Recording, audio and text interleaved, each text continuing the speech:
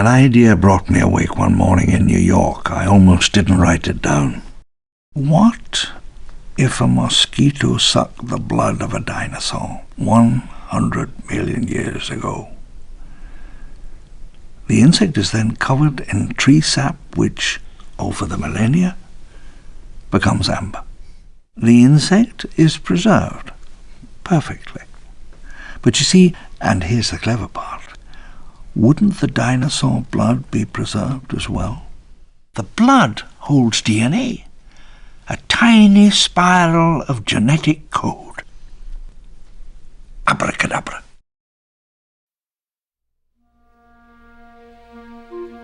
Sunlight angled down through the dusty air in Norman's office, and I leaned against a solid oak table as I outlined my plans for international genetic technologies. The first task was genetic recovery, acquiring Jurassic or Cretaceous amber, extracting preserved DNA, and reassembling the complete sequences.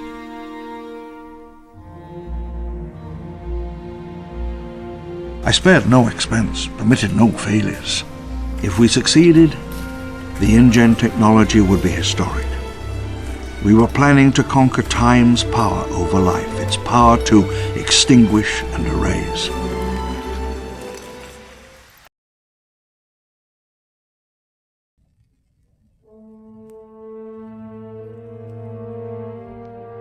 Costa Rica lay to the east, a quiet neighbor, to the west, open water, and the shipping lanes of the Pacific.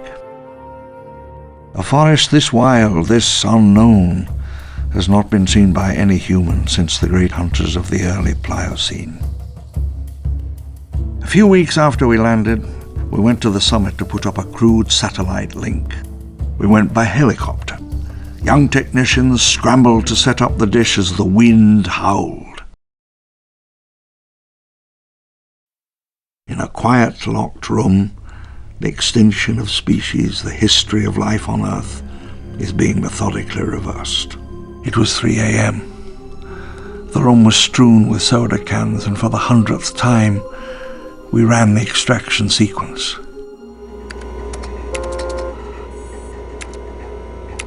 Dennis, what are we looking at here? I began to have my first inkling of the seriousness of our work.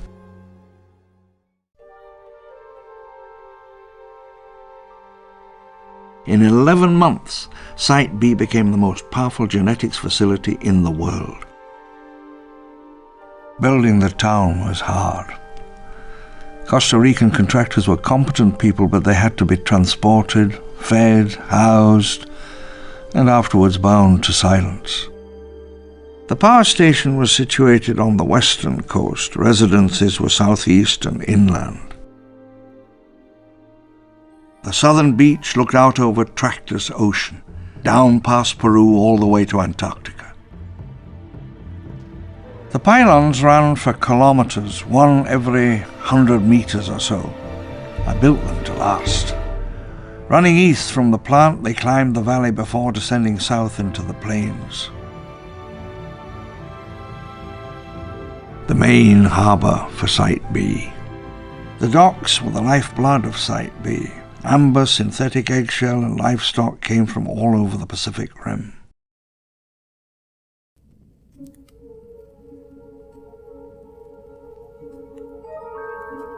Test fertilization of an artificial ovum. My hand shook as I held the tiny eyedropper. 1 drop. 2 drops. There. The genie was out of the bottle. The raptor took shape inside its egg, and I watched it on the ultrasound monitor. It looked like a ghost or a puff of smoke. Velociraptor, a small theropod native to China and Mongolia. Pack hunter, quite vicious.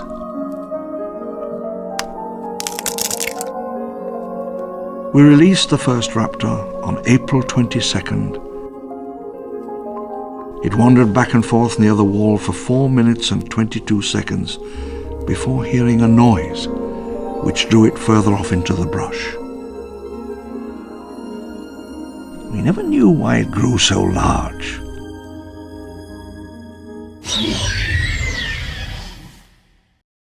Not all the original species survived. In the end, only a few adjusted to the new world. These became dominant. Tyrannosaurus rex, tyrant lizard.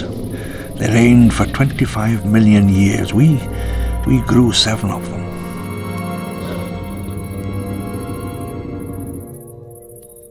Brachiosaur, oldest of our recreations by 50 million years. One of the largest creatures ever to live. The Brachiosaur moved like planets among the smaller species. Triceratops, with the Tyrannosaur, one of the last dinosaurs to live naturally on our planet.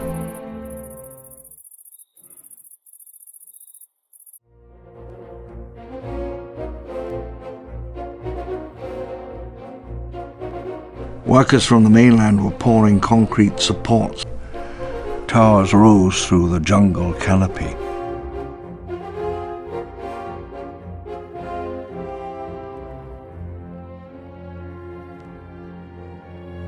Diagnostics, communications, security, all ran through the computer. Left to itself, the facility reverts to minimal power, chiefly battery-powered security systems.